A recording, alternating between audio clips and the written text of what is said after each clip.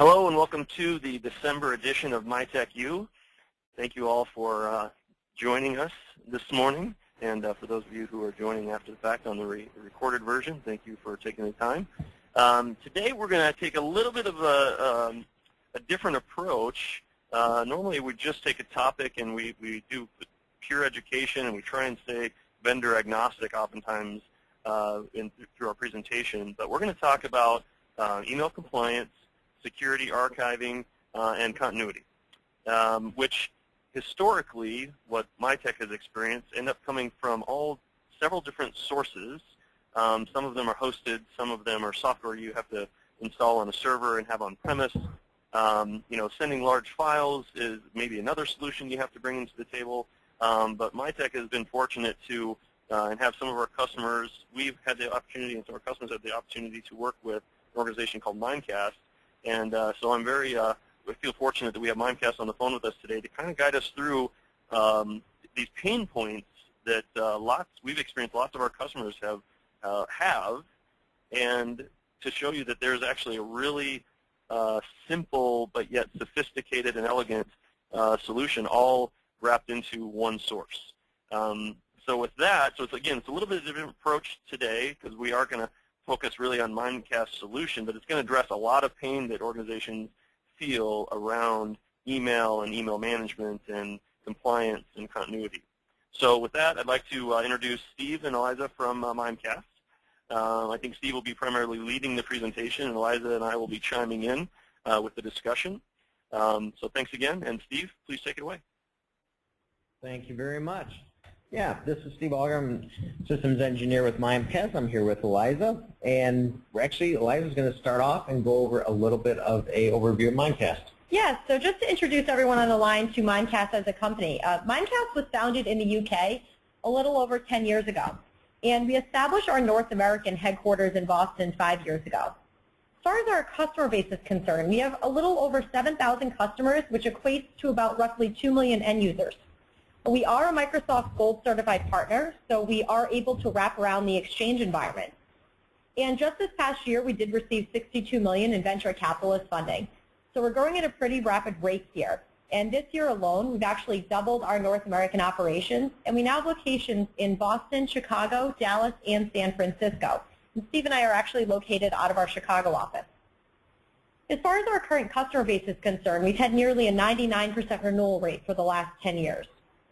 So at this point, I'm going to pass it over to Steve. He is going to run through the infrastructure of Mimecast, show you where we sit on the back end and how we do all of this.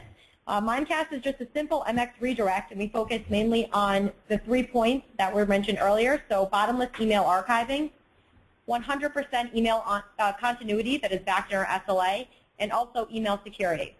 So I will pass it over to Steve, and I want to make this as interactive as possible. So if there's any questions, feel free to chime in here. Excellent. Yes, and I think we're monitoring the chat as well, so we can address questions as we go. So on the slide here, depending on how well that shows up in the context, you can see kind of the world. It's the standard thing that all vendors put up here. But there's a couple of things that I want to focus on here. As far as why we're actually in business, why do we have a solution out like this? It's a different way of looking at email. And if you study, different aspects of communication, the most important thing to a company is obviously the data, the storage, what's sitting on your disk. So that's number one. Number two, how you share that information. And that's where the email, link, SharePoint, all those processes are becoming key to the operation of a business. So that's where we started off back in 2003 to look at that and how to consolidate, bring that together, and make it more valuable for the user, get control of the data. One thing I want to point out, though, on here is, actually this is an older slide. As Eliza mentioned, we're up to a 99% customer retention rate. And it's kind of an interesting process there of why we do that. We've been kind of referred to as a white glove type operation, where we handled our customers, get them organized and set up and operational as simply as possible. Key reason is we don't really have large upfront costs. We're a service. We only charge per warm body using our systems, And as you know from normal software sales and processes like that, we basically, or I should say you basically pay a lot up front to get the software. And then you pay like, 10, 15% for services and things for the years and years and years. We don't work that way. We just start off, we're an operating cost. We start off low, and we actually don't break even on our customers until after 2 years. So we are greatly incented to keep our customers happy, keep them here, and maintain that. So it's a different business model, but it works out in your advantage. So as I mentioned, we started off to solve a problem. This was the problem. This is probably somebody's data center where they're focusing on, the various aspects of Exchange, of, let's see, if you squint, there might be an Exchange server in there somewhere, probably a couple of antivirus systems, probably spam filters buried in there somewhere. But that's where we're really trying to get a hold of. Let's bring this into a unified approach, okay? So we're going to look at a point of bringing all those different aspects into one area. And that's one of the advantages Nate was talking about when he was doing the introduction. Instead of having all the individual pieces to manage, we bring this together. Easier to manage, easier to pay for, and easier to control.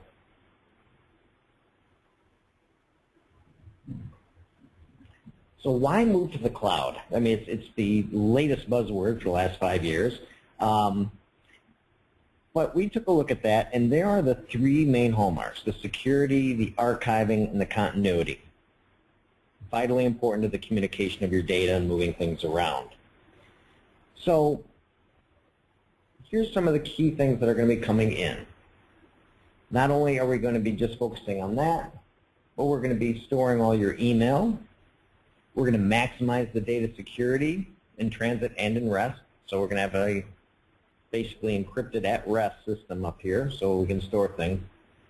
But again, why? This is Nate. Let me interject for a second, because I think that, I'm glad that we're diving in here, but I think that there's, can we first, can we take a step back and address, I think, so we get security, archiving, continuity, but I don't know if everyone listening in at the moment or that will be listening in the future really understands fundamentally, first and foremost, what does Mimecast do and what are some of the pain points, right? So for instance, this is, you're a hosted solution, so you don't need any on-premise software, so can you, because otherwise I don't know if people have a good foundation for where this, the specific components you plug in.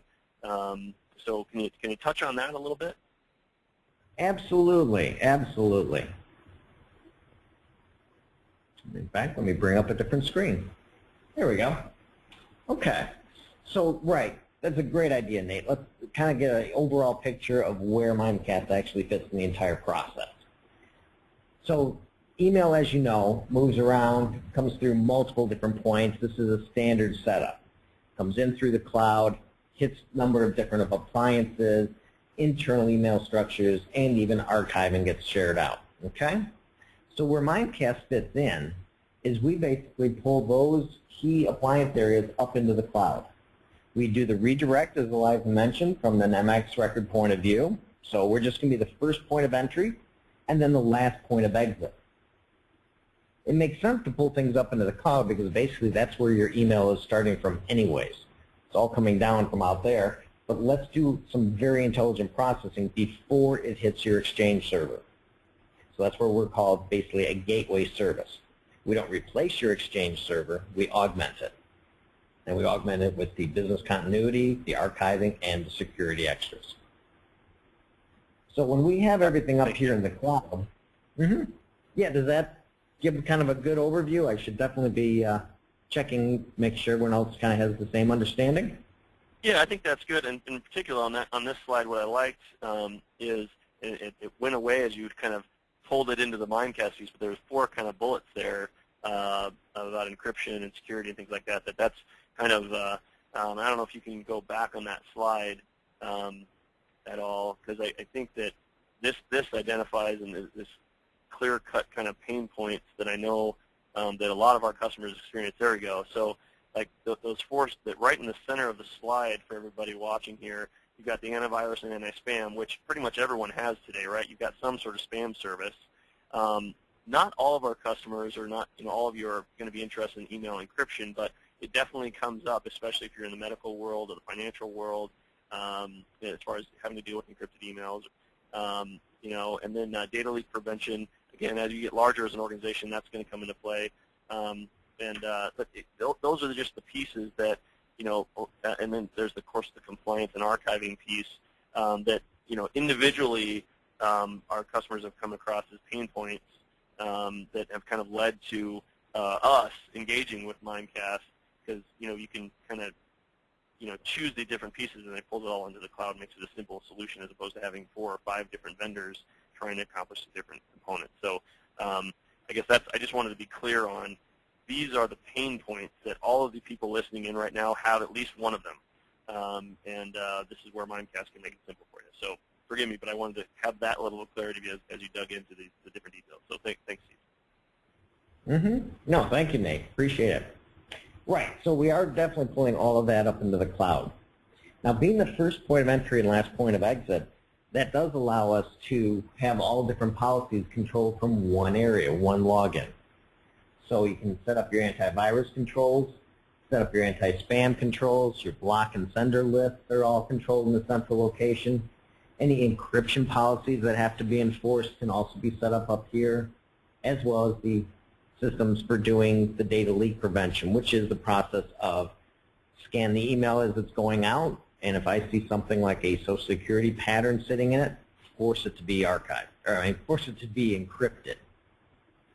So even if users forget, patient ID numbers go out. Medical fields, to apply to the HIPAA standards and requirements, you have to encrypt something if it takes off that way. If the user forgets to hit encryption, well, this is the intelligence that goes on to say, nope, I see a patient ID number in here. I see credit card statements in here, numbers, patterns, etc. Turn on encryption automatically for the user. So now sitting up here right in the cloud also puts us in a perfect position for the next part, the archiving, pulling everything back up. Our process basically takes that up, and when those inbound emails come in, we save them off in triplicate and geographically dispersed locations. Same with the outbound messages. We're going to be that last point of exit as we're processing policies. We'll also throw it off into the archive. And then for internal emails going back and forth, basically it'll do a connection directly down to an Exchange server or Office 365, and with standard journaling, standard SMTP protocol, encrypted of course, will bring up all the internal emails. What that gives you then is a single point to do all of your searches and archives. We'll even import existing archives. So if you have information down here in PSTs, a lot of the users are going to be out there, if they're managing their quotas, they'll build PST files on the side, trying to manage and stay under a quota. During an ingest process that we do, we'll actually pull in all those PST files and build out a single large archive. It'll look like you've been archiving with Mimecast forever. Because it doesn't make a lot of sense, especially if you have to do things like legal holds or e-discoveries, to have multiple spots to go look for things. It makes that very difficult. Let's bring that all up into one location, save it out, archive it, and as Eliza mentioned, it's bottomless. Probably one of our biggest features users love to hear. No more quotas. We just charge per person. We don't, if you put up 2 gig attachments on every single email and send it out, that's okay. In fact, we'll explain how you do a 2 gig attachment. We can support that as well. So there's a lot of features built in here, making it easy for the user. They keep using their standard Outlook, and we get those features built in there. So now we start off by talking about how important your email is. So as you have your entire archive up there, the next thing you want to do is, of course, make sure it's always available. And that's where we get down into a 100% SLA guaranteed email availability. Here's how we do it. So if something happens to your Exchange system, doesn't matter if you've shut it down just to do an upgrade or to actually have a disaster within your site. Within Outlook, we have a plugin that's running that constantly monitors the connection between Exchange and all the users. If they lose a connection, the plugin basically starts sending information around and also receiving information straight to the cloud, regardless of what's going on with Exchange. So as things, even from an archive standpoint, the key benefit here is that the policies stay in place and your archive continues to work. If you're just upgrading Exchange, you're down for 2-3 hours. You can actually do it in the middle of the day because users won't be impacted. But if that thing goes down for a long period of time, you still want to have all of your policies basically in place. You lose your entire data center. All those appliances just took out as well. So your encryption, your antivirus, all of that, those are also currently unavailable. Pulling all this up to the cloud just makes sense from the standpoint of this is going to be your entry point. This is where the policies keep running. Take spam, for instance. As all the stats are out there, 70 to 90% of all email is spam. You just get it, you throw it out. So why not capture that up here in the cloud well before it gets down to your Exchange server? Saves on your network communication, saves on capacity and storage requirements down here for Exchange, and keeps it up here in the cloud. Also gives you one central spot to go look to check your spam. And as far as what's questionable, spam of course is subjective. So there's going to be a couple out there that you're not so sure about, but this is where you can control that and set up various policies.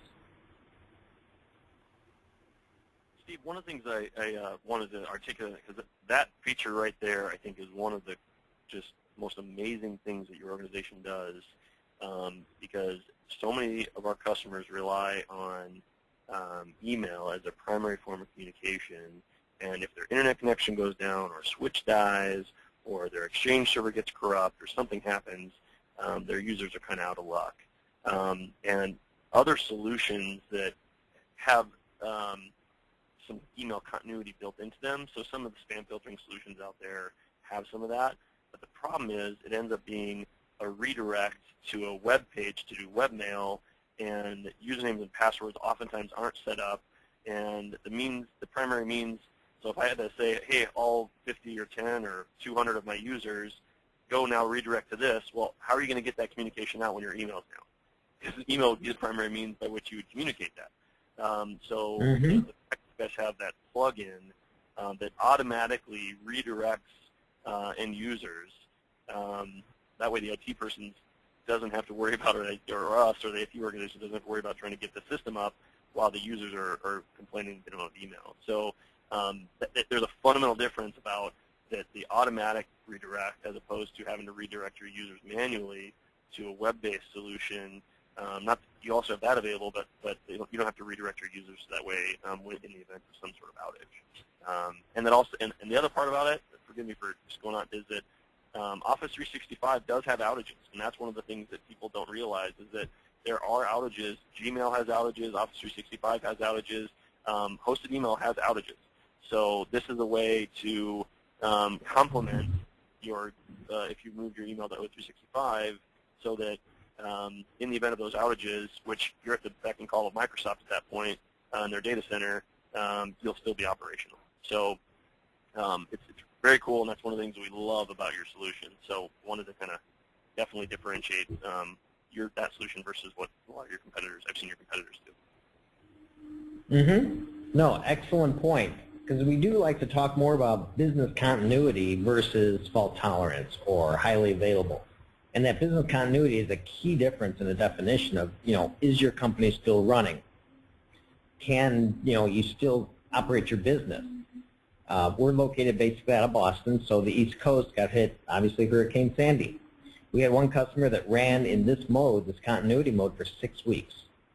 We maintained their archive, we maintained their connection, and while their entire data center, in fact their entire building, was washed away, unfortunately, they had a number of ways to still communicate. So we also offer, let's say you don't even have Outlook running. You can come in through a portal, just log in anywhere you have an internet connection, and access your entire archive, send and receive emails, even look at your block and sender and spam folders, all just through an internet connection.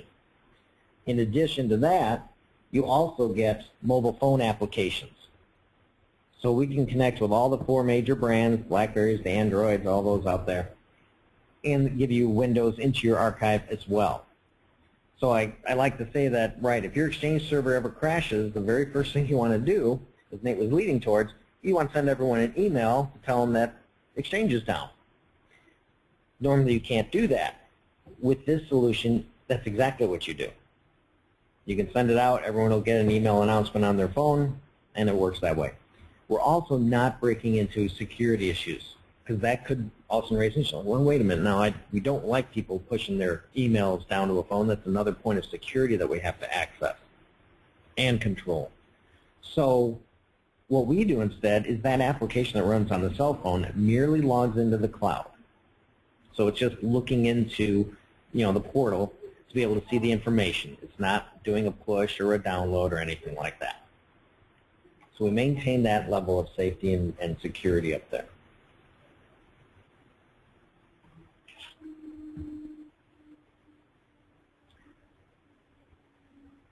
Now, in addition, there's a couple other things that need to be tracked for items such as business continuity. Other ways users are sending information outside of the corporation, shall we say. Large file sends. Since we're up here in the cloud and we're the first point of entry and large point of exit, it gives a great position to sit in where if a user wants to attach 10 meg, 100 meg files, currently their options are either a complicated FTP transfer or going out to use Dropbox or Box. Key issue and pain point there with security is you've lost control of that file attachment. Someone sent an email that said, hey, here's a nice link, go grab this information. You have no idea what the information is. It could have patient data in it. It could have social security numbers in it. It just starts fragmenting where you can actually go to get your information. So we instituted 2 different ways to send large files.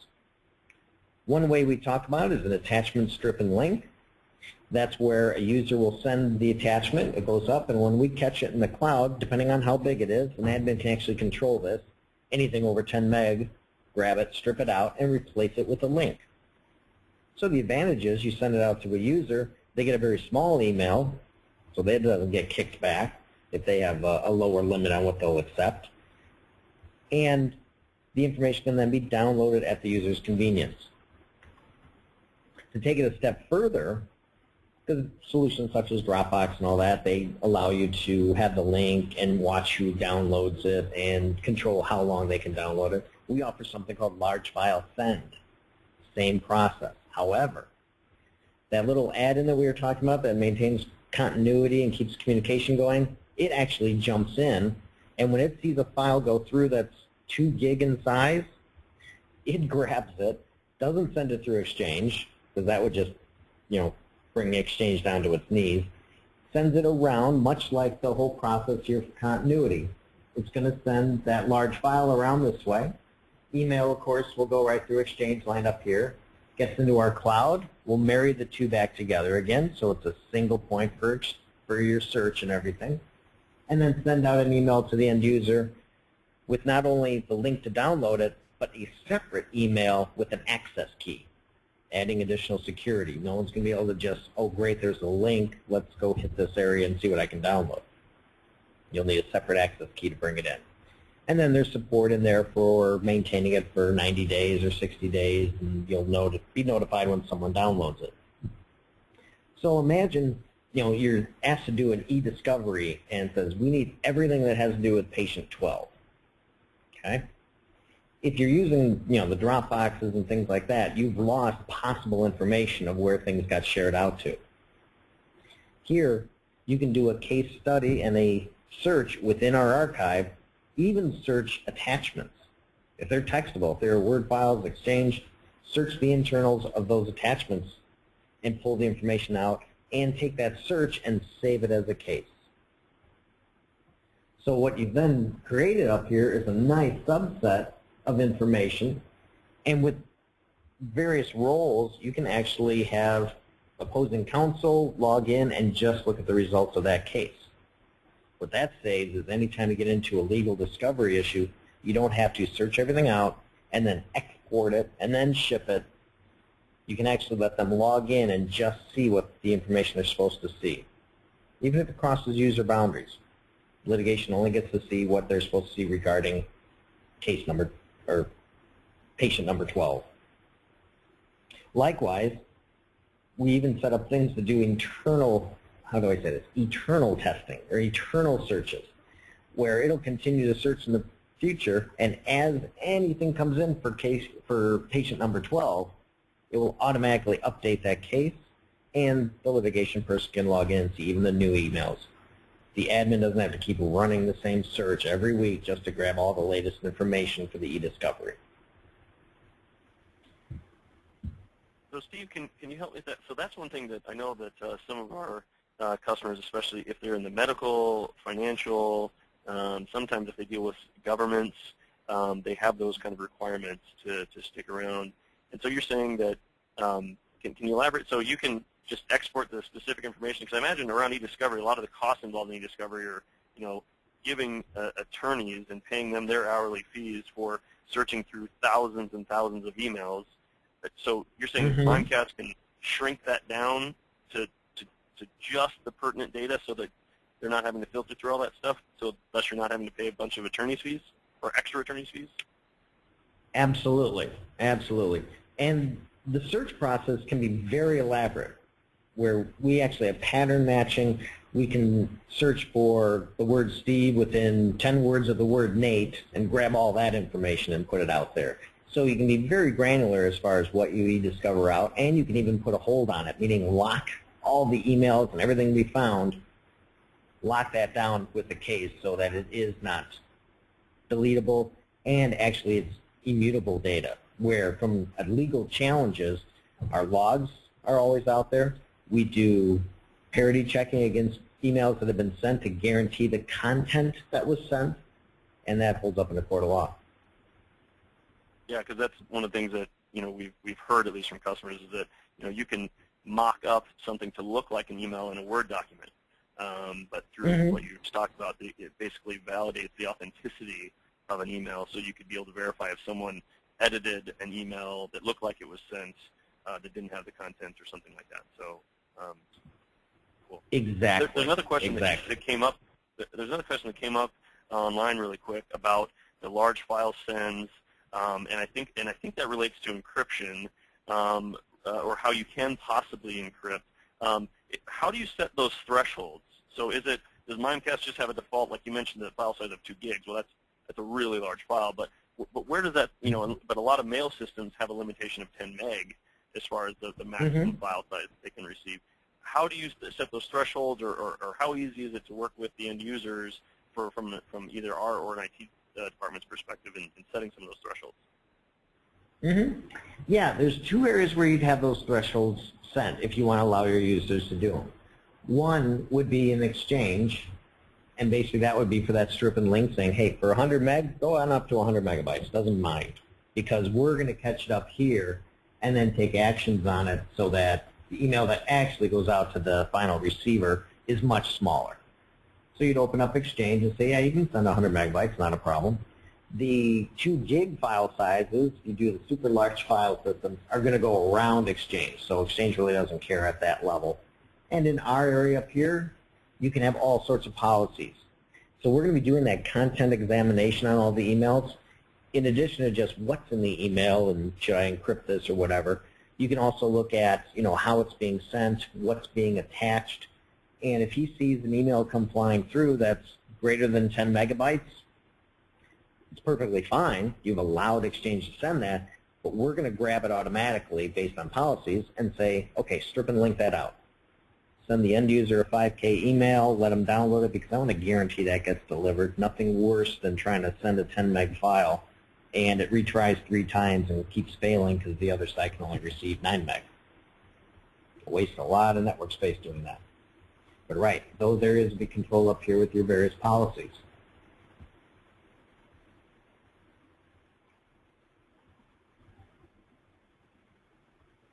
What else gets added up here? I mean, kind of what I've got now on the screen is kind of the comparison of before, after. One of the things we haven't talked quite yet about is some of our other ways that we also track. We also support link archiving.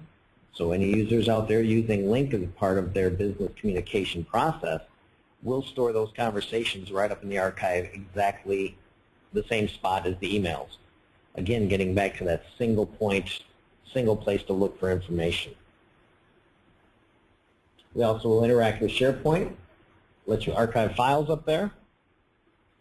So again, we manage, oh boy, I haven't even looked lately, but I think we're close to 20 petabytes worth of storage. So as far as volumes and you know the power of what Mimecast can handle, we're moving 100 million emails a day. So it's a nice system, wonderful deduplication, and kind of the real value that comes in is how we handle that data. The fact that we can do massive searches on 50 million records and get results back in seconds. Users have access to come up and look at their own archive and their spam list. That actually starts adding the value. We'll even take this a little bit further. So as we're kind of looking at the future and kind of how everything got built out, this is kind of really where we're trying to take the market, shall we say. And I think from a lot of things our customers have been telling us, this sounds like a good place to take it. But when you look at the entire journey for information, obviously the protection came first. Security, encryption, disk safety, stuff like that, backups. Next key important area was obviously storing the information, doing that efficiently. After that, the interaction. And this is where we're at right now. Okay, we're interacting, we have the emails, we have the links, everything's moving around.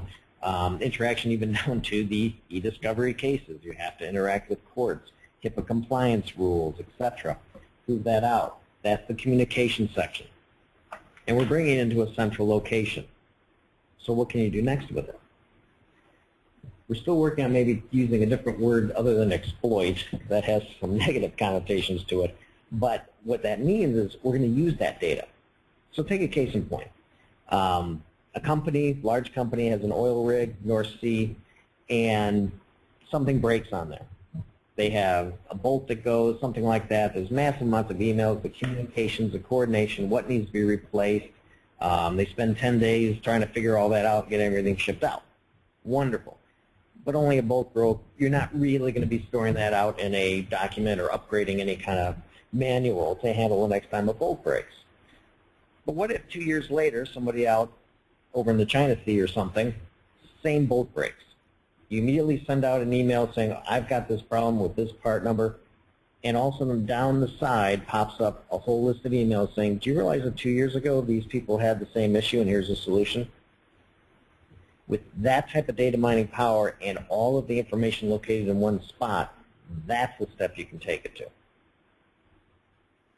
Brings back an incredible value to the company. Everything you just saved there, all the research for 10 days, everything, you already have it. But this makes it easy to find it and data mine it out.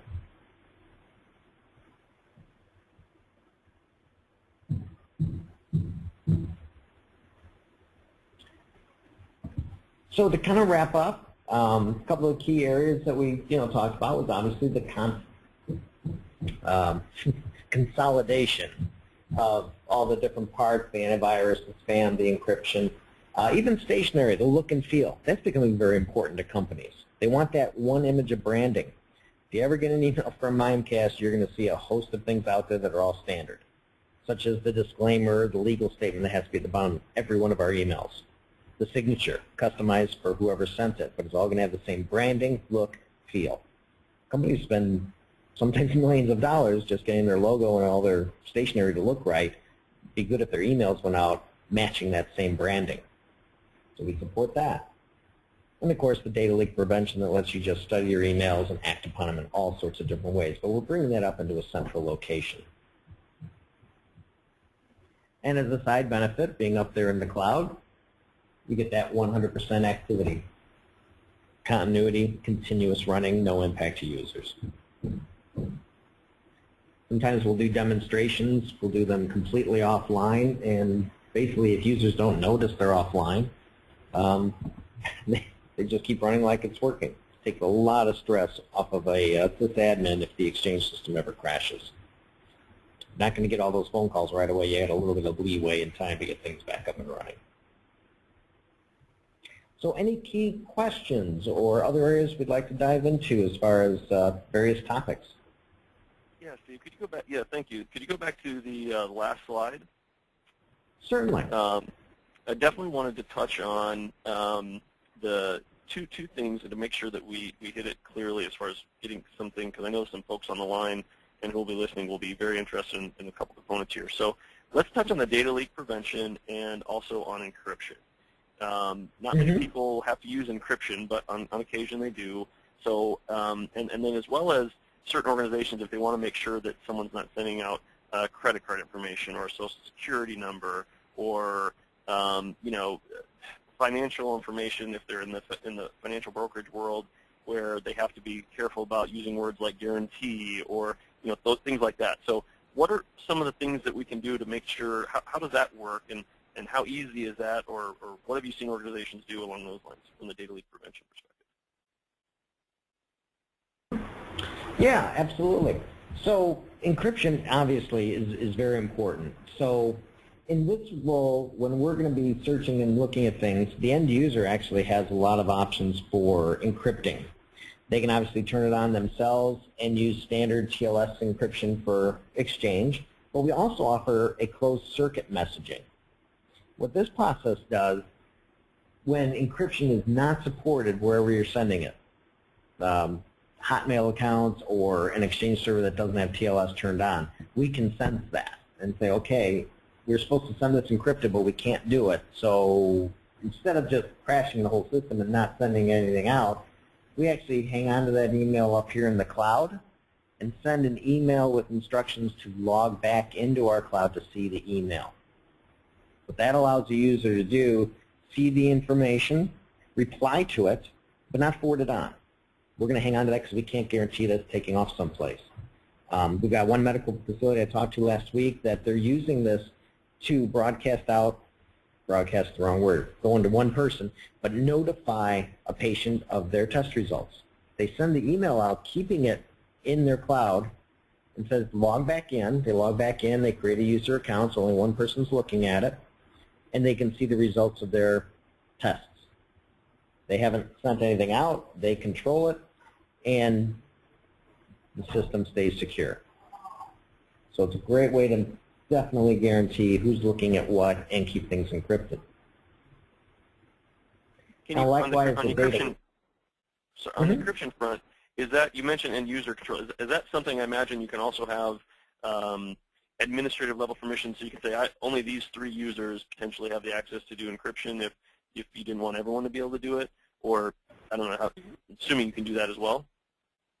Absolutely, absolutely. The admins actually have complete control over what the user sees and how many options they can control in their little ribbon area that they get for the Mimecast controls. So that can be adjusted there. Great. So now over to the data leak prevention side of trying to prevent either credit cards or social security numbers, things like that. So is that what you mean by data leak prevention? Make sure that kind of information isn't going out via email? Exactly. Yeah. The DLP acronym, usually, data leak prevention, does mostly address, look for credit cards, look for sensitive information, look for a pattern of a patient ID number specific for that hospital. They'll know what their ID numbers look like and look for those patterns. And the goal is, right, to maintain either guaranteed encryption or make sure something doesn't take off. Priceless dot, XLS, that should not go out. So you can be searching on things like that. But the data leak prevention also will help you in pretty much anything you want to do from a corporate standpoint. We've got one customer that looks at the domain that emails are being sent to. They have 2 customers, BMW and Mercedes. Well, if they're sending anything to @bmw.com, they put a nice picture of a BMW sitting on the side of the email. Just a little extra customer interaction. Of course, if it's going to Mercedes.com, they put a nice picture of Mercedes there, and they do those types of things. And you can exploit that to all levels at that point. So, because I know one of the other things that I've seen customers ask about, and it sounds like based on what you just said you can do that then, is having a privacy notice at the bottom of an email signature, or putting a custom signature that might apply to everybody's email as it sends out. Is that a policy that can also be controlled via Mimecast, via the Mimecast solution? Yep, absolutely. And we take it a step further because that would be our stationary solution, so you're going to get that look and feel, but also we integrate with Active Directory. So just on a read basis, we don't write into Active Directory, obviously, but we can then update things. So if you change your phone number in Active Directory, your signature will automatically be updated. So you don't have to re-enter all the information of the Mimecast to have this nice standard signature. It'll pull the vital information up, especially in disclaimers. Legal disclaimers usually will have not only the email of who's sending it, but the email who's receiving it. So we have the variables built into our stationery to include that customization. So every disclaimer personalized for that email. And that is very important for the HIPAA standards. And we have several templates set up, that will basically help our users get on board and build out some of those legal requirement templates that they want to use. That's great. So for instance, if from the Active Directory integration piece, if you're managing Active Directory and let's say someone's title changes, you'll read into that and you'll be able to pull the new title. So as opposed to having to update the title in Active Directory and then go out and manually update their signature, it'll automatically update that kind of, or their phone number or things like that. It'll automatically update that kind of stuff. Exactly. Oh, that's great. That's a minor and thing. Just to add to that too. Yeah, go ahead. Saves a lot of time if you have 4,000 employees.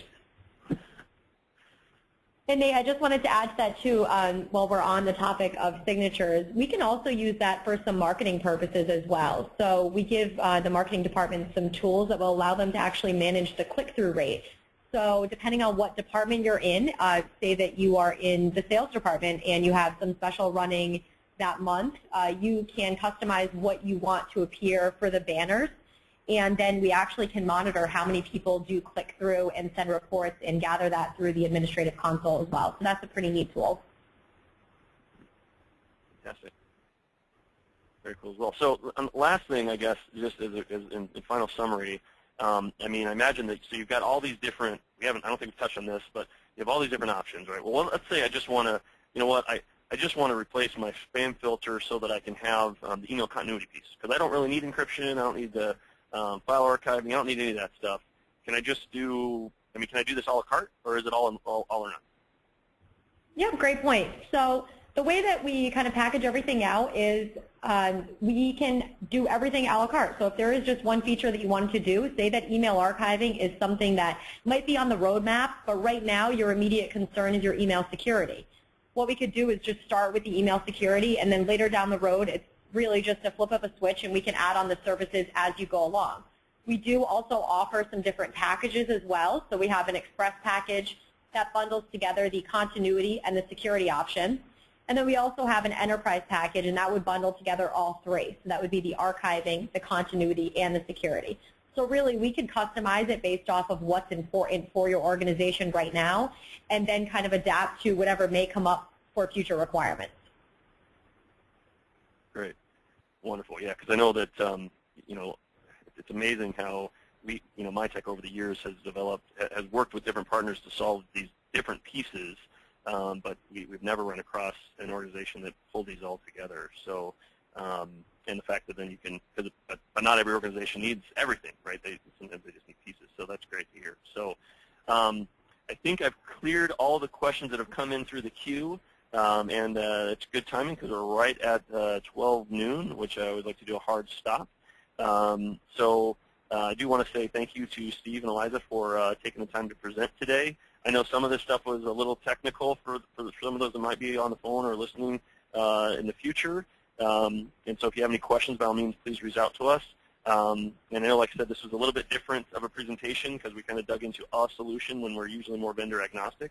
but we felt that the consolidation that's being brought, because these types of issues around email are coming up more and more from what we're seeing across our customer base, and we wanted to get the word out, so to speak, that there is a solution out there that can help consolidate this and make your life a little easier, as well as, in particular, the email continuity piece and how easy Mimecast makes that. So thank you again, Steve and Eliza, and for everybody on the phone listening in.